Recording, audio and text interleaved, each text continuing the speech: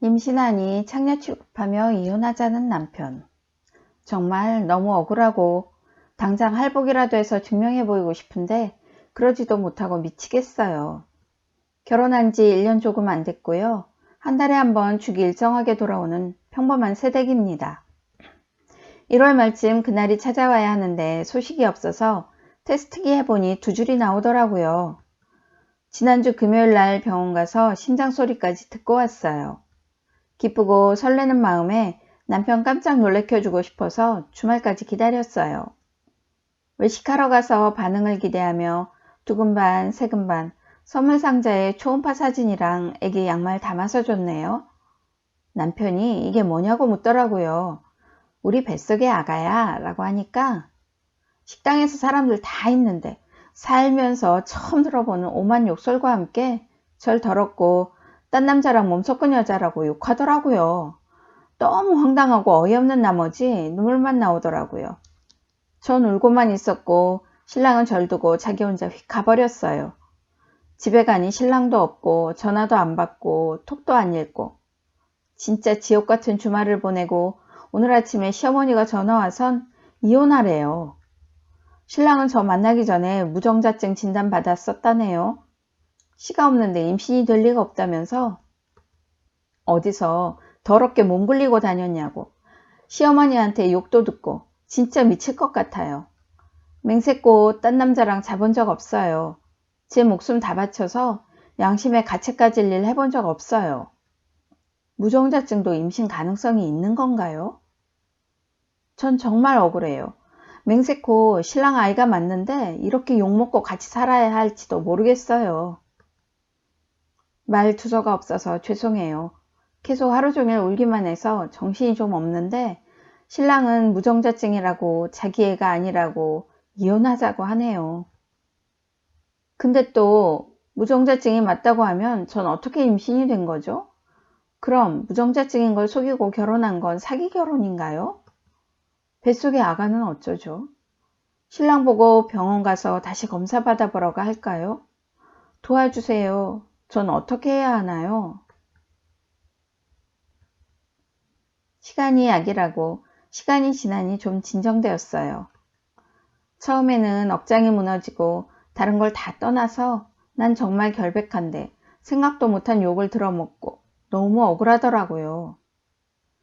연락 계속 안 받던 신랑도 며칠 지나니 이성을 찾았는지 통화를 하게 되었어요.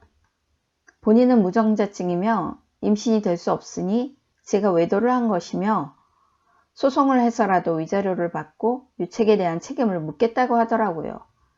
전 무섭지 않았어요. 결백했으니까요.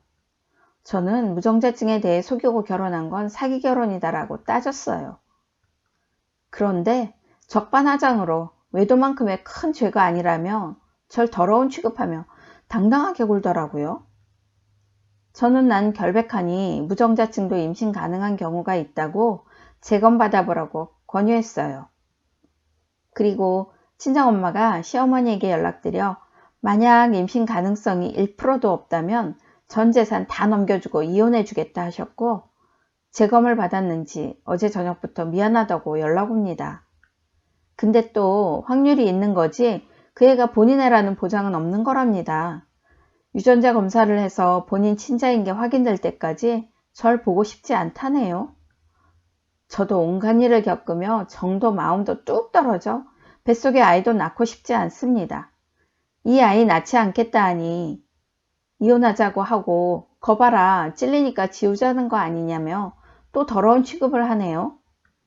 전 어떻게 하면 좋을까요? 한편으론 그 사람한테 지는 것 같아 분하고 어떻게든 애를 낳아 책임을 물리고 싶어요. 근데 애를 낳으면 전 미혼모가 되는 건가요? 그 사람에게 애를 보내야 할까요? 또 보내면 전 멀쩡히 살 수 있을까요? 이도 저도 못하겠어요. 죽고 싶을 만큼 힘들고 억울합니다. 어떻게 하는 게 좋을까요? 그때 글 쓰고 위로도 많이 받고 같이 화도 내주셔서 마음 잘 추스렸어요. 뱃속 아가는 낳기로 결정했어요. 저도 엄마인지 태동에 감동받고 사랑으로 보살피다 지난달 출산했어요. 아기를 품고 있으면서 스트레스도 많이 받고 힘들었던 게 영향이었는지 아가는 예정보다 조금 일찍 태어났고 일주일 정도 인큐베이터에서 지내야 했어요. 지금 와서 생각해보니 저도 참 독하고 못된 년인가 봐요. 남편도 없이 혼자 분만실에서 애 낳고 아이 인큐베이터에서 나와 처음 보는 순간 동영상 하면서 애기 머리카락 뽑았네요. 아픈지 우는 아이한테 진짜 내가 뭐하는 짓인지 자책감과 미안함이 들더라고요. 검사 맡기면서 결과는 시댁으로 보내달라고 했고 저한테는 따로 안내 안 해줘도 된다고 했어요. 전 확실하니까 굳이 안 들어도 그 사람의 아이가 맞거든요. 결과 나왔고 그 후로 매일 조리원으로 오네요. 조리원에는 저희 부모님 제외하고 아무도 제 면회객 받지 말아달라 부탁드렸어요. 원장님이 무슨 일이냐고 물어보는데 할 말도 없어요. 씁쓸하네요. 전화 오고 문자 오고 톡 오고 이메일까지 보내요. 미안하다고 무릎 꿇고 빌겠다고 시어머니도 죽을 죄를 지었다고 얼굴 못 들고 계신다네요. 전 소송할 거니 준비하라고 했어요. 아들이에요. 아마 그래서 더 애틋하겠죠? 남아 선호사상 깊은 시어머니였으니까. 진짜 남남이네요. 아가 낳기 전 변호사 찾아가서 상담해 봤는데 국내에서 어떤 이유든 태아 유전자 검사는 불가능하대요. 그래서 꾹 참고 아이 낳으면 땅을 치고 후회하게 만들 거라고 애 보내고 위자료 받고 새로 살 거라고 다짐했는데 그렇게 못하겠네요. 아기가 너무 예뻐요. 그 사람 하나도 안 닮았어요. 안 닮은 것 같아요. 유전자 검사도 나왔고 그쪽에서도 빌고 있어요. 그 전에 문자나 통화했던 것 녹음본들 다 변호사한테 제출되어 있는 상태고 그 후에 제기했던 만행들 그리고 그 사람은 딴 여자를 만나기까지 했어요. 그런 모든 점 끝까지 따져 위자료 두둑하게 챙겨 우리 아기랑 행복하게 살 거예요.